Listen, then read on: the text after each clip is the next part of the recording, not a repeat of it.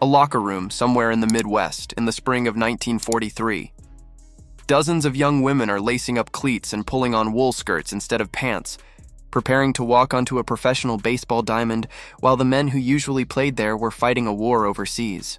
Nobody watching that day could have imagined that these women were creating a legacy that would be nearly erased from memory, then fought back into existence decades later by a new generation determined to prove that baseball was never just a man's game. This is the story of women's baseball, a story of talent that refused to disappear, even when the world tried to force it into the shadows.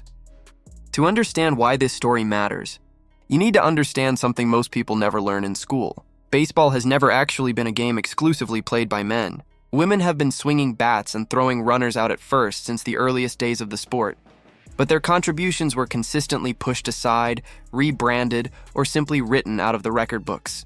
This is not a story about women entering baseball for the first time. It is a story about women reclaiming a place they had occupied all along. The roots of this story stretch back further than most people realize, all the way to the 1860s and 1870s, when women's baseball clubs began forming at colleges like Vassar, where students organized teams for recreation and competition among themselves. By the 1890s and early 1900s, so-called bloomer girls teams toured the country, playing against men's teams and often winning, using their skill to challenge the assumption that baseball required a body only men were supposed to have. These traveling teams became genuinely popular attractions, proving there was public appetite for watching women play serious, competitive baseball. But the turning point that truly defined this story arrived in 1943, in the middle of World War II. With so many male professional players enlisted in the military, chewing gum magnate and Chicago Cubs owner Philip Wrigley worried that Major League Baseball itself might have to shut down entirely. His solution became one of the most important developments in the sport's history. He founded the All-American Girls Professional Baseball League, recruiting talented female athletes from across the United States and Canada to keep professional baseball alive while the men were away. The league launched with 4 teams, including the Rockford Peaches, the Racine Bells, the Kenosha Comets, and the South Bend Blue Sox, and it quickly captured public attention, drawing hundreds of thousands of fans to games throughout the Midwest. These women played real, physically demanding baseball, not a softened version of the sport. They slid into bases, dove for line drives, and threw genuine fastballs, all while the league required them to attend charm school and wear skirted uniforms. A strange contradiction that captured exactly how conflicted 1940s America still felt about women being visibly, aggressively athletic. Players like pitcher Jean Faux, who threw 2 perfect games during her career, and outfielder Dorothy Kamenchek, considered one of the greatest fielders in the league's history, proved night after night that their talent was completely real, regardless of what they were required to wear on the field. The league continued even after the war ended in 1945, when many people assumed it would simply disappear now that men's baseball had its players back. Instead, it kept growing, eventually expanding to 10 teams and lasting an entire decade before finally folding in 1954. A victim of changing television habits and the rise of televised men's major league games that pulled fans away from local stadiums. For decades afterward, the league faded into near total obscurity, its players scattered back into ordinary life, their achievements largely forgotten by mainstream sports history. The story took a powerful turn in 1988, when the Baseball Hall of Fame in Cooperstown opened a permanent exhibit honoring the All-American Girls Professional Baseball League, finally recognizing what these women had accomplished. That recognition gained even more momentum in 1992, when the film A League of Their Own brought their story to a massive global audience, introducing entirely new generations to a chapter of baseball history that had nearly been lost.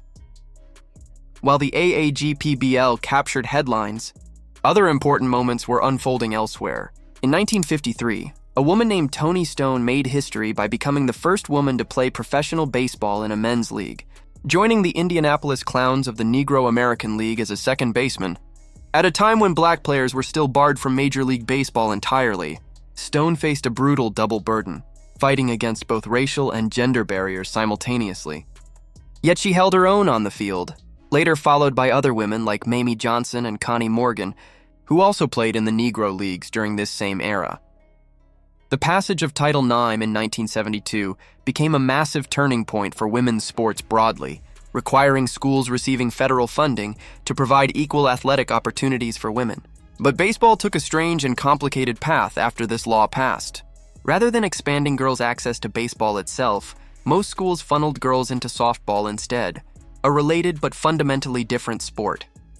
This decision created decades of confusion, with many Americans mistakenly believing softball was simply the women's version of baseball, when in reality women had already proven for over a century that they were fully capable of playing baseball itself. The fight to correct that misunderstanding continued quietly through the 1990s. In 1997, pitcher Ela Borders became the first woman to earn a full athletic scholarship for baseball at the college level, and she went on to pitch professionally in men's minor league baseball, playing for teams including the St. Paul Saints and the Duluth Superior Dukes, facing constant scrutiny and skepticism from players who doubted whether she belonged. She proved she did, striking out professional hitters and lasting 4 seasons in men's professional leagues. The turning point toward organized recognition on the international stage came when USA Baseball formed a women's national team, and in 2004, the first Women's Baseball World Cup was held in Edmonton, Canada, giving elite female players from around the world an actual global stage for the first time. Japan quickly emerged as a dominant force in international women's baseball, winning multiple World Cup titles while the United States remained a consistent powerhouse, finally giving these athletes the structured international competition their predecessors decades earlier never had access to. Progress continued to build through the following decades. In 2011, Justine Siegel became the first woman to throw batting practice for a Major League Baseball team, working with the Cleveland Indians, and in 2015, she made history again as the first woman ever to serve as a coach for an MLB organization, joining the Oakland Athletics during instructional league. These milestones mattered enormously, not because they involved women replacing men, but because they proved the entire infrastructure of professional baseball, coaching, scouting, and player development, could include women in meaningful roles at the highest level of the sport. One of the most significant recent breakthroughs came in 2022, when outfielder Kelsey Whitmore signed with the Staten Island Ferry Hawks of the Independent Atlantic League, becoming the first woman to play professional baseball on a men's team in decades, both pitching and playing outfield in official league games.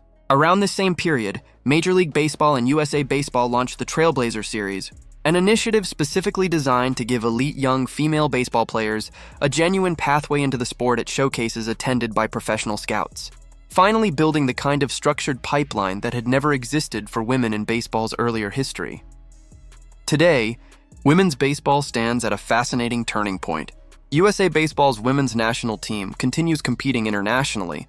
Youth participation among girls choosing baseball over softball is slowly increasing, and organizations across the country are actively working to ensure girls know baseball itself remains an option for them, not just an alternative sport.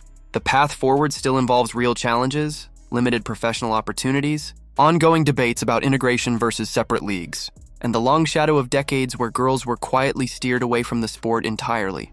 But the momentum building today looks nothing like the isolated breakthroughs of decades past. It looks like an actual foundation being built, brick by players determined that this time, the progress will not be allowed to fade away again.